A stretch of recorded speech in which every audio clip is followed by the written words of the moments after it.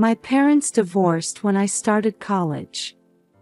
From my earliest memories, their relationship had been cold, and we lived as a family only in appearance. My father, who was popular with women, had married my mother because of an unplanned pregnancy. His favorite phrase was, "If it weren't for the baby, I wouldn't have had to get married." He didn't even try to hide his affairs. As for my mother, she resented having to drop out of college and become a housewife due to her pregnancy, as insisted upon by her parents. Whenever my father had an affair, she would cry and scream, pushing me away in the process. That's how I grew up emotionally detached. So when my parents finally divorced, I thought it was for the best. I explained that if they gave me 4 years' worth of college tuition and half of my living expenses up front, I would be independent from then on. My father left to be with his new wife and children. My mother went abroad. Now I'm 34, living with my husband, who's 4 years older than me, and our 3-year-old daughter. My husband was originally my senior colleague at work. Given my troubled past, I didn't expect our relationship to last. However, he treated me as an equal, and for the first time, I understood what it meant to love someone. When he proposed, I was happy, but fear overshadowed my joy. However, his family quickly erased my worries. His family consists of his parents and a sister who's my age. His father is actually his stepfather. When I confessed that neither of my parents would likely attend our wedding and that I was estranged from both sides of my family, my sister-in-law cheerfully said, "Well then, I could walk you down the aisle." My mother-in-law added, "The formalities don't matter. What's important to me is my son's happiness." So we got married. 3 years into our marriage, our daughter was born.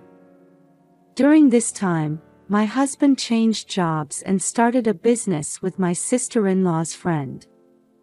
He's now busy as the co-CEO of a travel company. At my in-laws' suggestion, I started helping with accounting at my father-in-law's company. The company was founded with his previous wife, who had passed away from illness. Having no children of his own, my father-in-law threw himself into managing the company as his late wife's legacy. The company has grown to own its own building in Tokyo. As a family member of the president, I worked diligently without taking advantage of my position.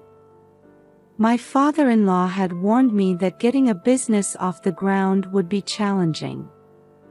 So I took care of everything at home, telling my husband, "We're fine, just take care of yourself." He would reply, "Sorry, I'll be careful about my health." The company grew rapidly. My husband started coming home later and later. We used to visit his parents once a month, but those visits almost stopped. I wished he would visit more, especially after learning that my mother-in-law had become seriously ill. After my husband and sister-in-law's biological father died in an accident, their mother had raised them alone while running a restaurant. She later married my father-in-law. When diagnosed, she immediately chose palliative care. My father-in-law tried to convince her to try surgery, but she ultimately said, "Please let me decide how to spend my remaining time," and he had to accept her decision. When I told my husband, he just said, "If Mom made her decision, neither I nor my sister have any right to interfere." I thought he was respecting his mother's wishes, but he became reluctant to visit her during her home care. His sister also brushed it off. Every time I visit with our daughter, my mother-in-law glances behind us, clearly checking if my husband has come. It breaks my heart. My father-in-law looks pained too. When our daughter innocently said, "Daddy doesn't play with me anymore," my mother-in-law looked sad and replied, "Oh my, what a naughty daddy. You'll have to scold him next time you see him." It makes me sad too. One night, my father-in-law called to say my mother-in-law's condition had suddenly worsened and she'd been rushed to the hospital. I quickly woke our daughter and messaged my husband, but he didn't read it.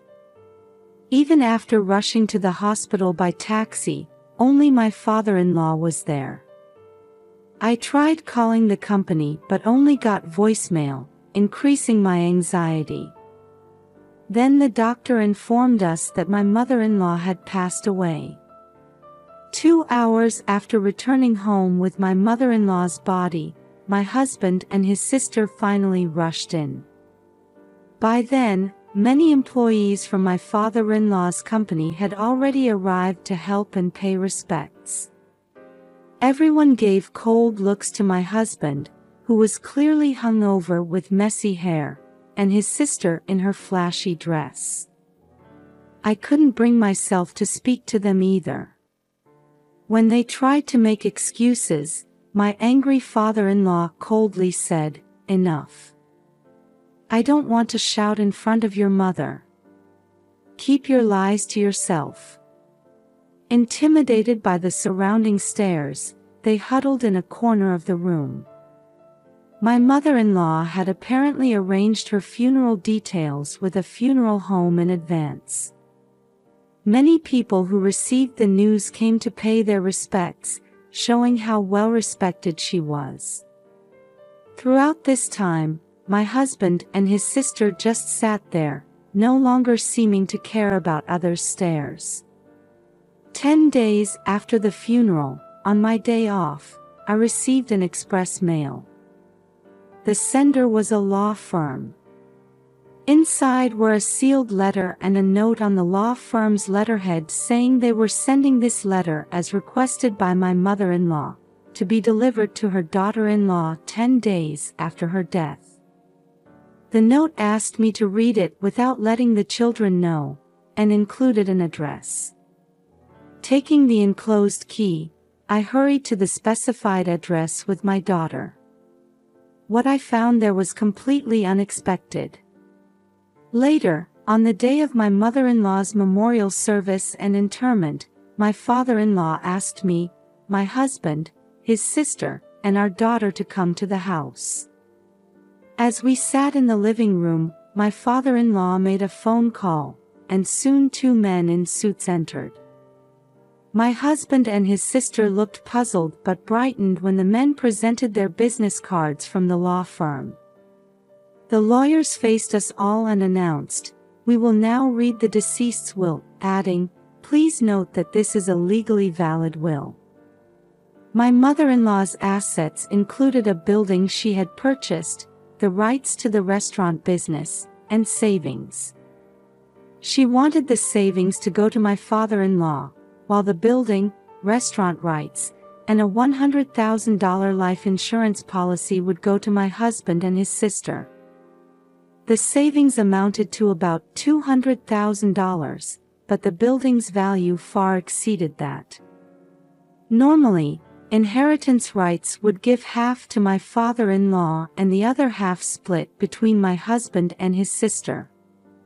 They kept glancing at my father-in-law, but when he said, "I have no objections," they visibly relaxed and signed the inheritance agreement. When we moved on to discussing the distribution of my mother-in-law's personal belongings, my sister-in-law, excited about getting the building, said, "What, Mom's personal things? You mean antiques and kimonos? I don't want those old-fashioned things." When I asked if I could have them to pass down to my daughter as mementos, they readily agreed. Since lawyers were present, I had them draw up a consent form allowing me, an outsider, to receive the personal items, and got signatures from all 3 family members. While my husband and his sister laughed at how formal this seemed, I stopped them as they were about to leave and presented divorce papers to my husband. He was shocked to receive divorce papers from me, especially in this setting. "I hired a private investigator and have evidence of your ongoing affair with your sister's friend, your business co-owner," I said. "My demands are sole custody of our daughter, compensation, and child support paid in full. I don't need any division of assets." When I presented the calculated compensation and child support figures along with the divorce agreement, prepared by my lawyer, he suddenly laughed and said, "Well, if you knew all along, we didn't need to put on an act." His sister joined in, "Right? You're quite cunning yourself." It was quite troublesome being my brother's accomplice in his affair. The 2 of them kept laughing hysterically for some reason. Ignoring them, the lawyer urged them to sign, which they did triumphantly, promising to transfer the money the next day. I informed them that I had already moved important items from our apartment to another location, and they could dispose of whatever was left when they cleared out the room. When I asked about visitation rights for our daughter, my husband said, "Since there's no need to hide it anymore, I'll tell you, my girlfriend is expecting my child soon. So it's probably best to say goodbye to our daughter now," he said with a smirk. I was about to explode with anger, but my father-in-law calmly suggested, "Then we should add that to the agreement and get their signatures," which I did. My husband and his sister stood up. "Well, goodbye. Be good and listen to your mom," he said, waving as he left without looking back. As I hugged our confused daughter tightly, my father-in-law gently patted my head. After confirming the promised compensation and child support had been transferred, I submitted the divorce papers. When I was about to rent an apartment for my daughter and me, my father-in-law said, "Though we have no legal ties anymore, would you 2 like to live here with me? You won't have to pay rent." Indeed, this would minimize stress and environmental changes for our daughter. Though I hesitated to impose, we agreed that I would handle the housework in lieu of rent. My daughter is delighted to live with her beloved grandpa, and my father-in-law smiles, saying, "I'm sure my wife is happy somewhere, hearing our granddaughter's laughter in this house." I do sometimes feel my mother-in-law's presence watching over us. Meanwhile, my ex-husband and former sister-in-law quickly sold the restaurant management rights to the respective store managers and eagerly awaited the building's title transfer. However, when they started the process, they discovered the building had a revolving mortgage, which my late mother-in-law had used to secure business expansion funds. Furthermore, the current creditor wasn't the original bank but a suspicious finance company. My mother-in-law had stopped making payments about 6 months before her death. If they wanted to sell the building as planned, they would need to negotiate repayment terms with the finance company and complete complex procedures. Their travel company, which had appeared successful, was actually operating at a loss due to the executive's loose financial management.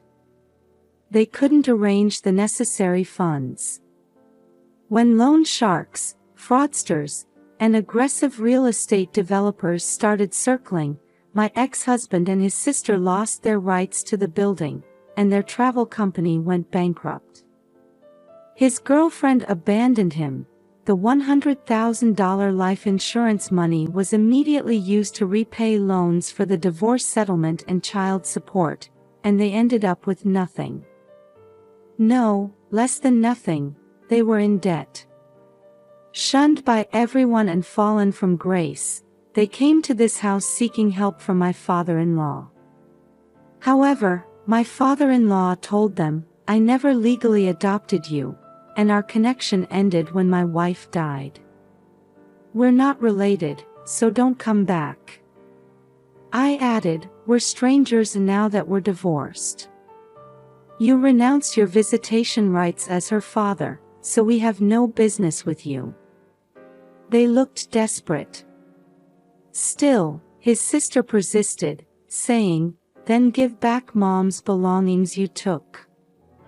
We could at least sell those for something. When I brought them out and told them to take what they wanted, they eagerly started grabbing things.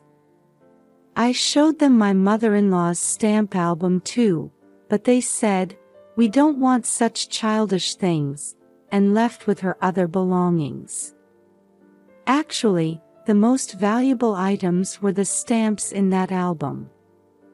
Following the memo in the album, I found a storage unit. Using the key, I opened it to find a small cash box containing evidence of my ex-husband's affair from the investigation company, one stamp, and a long letter. My mother-in-law had intuited that my ex-husband and his sister's business was fragile, partly due to his affair. When she realized she didn't have long to live, her first concern was for my daughter and me, who had nowhere else to turn. Besides, I can't forgive my children's betrayal. My late husband, their father, repeatedly had affairs, and I cried countless times because of it, she wrote. For my children to do the same thing as their father, knowing how much it hurt me.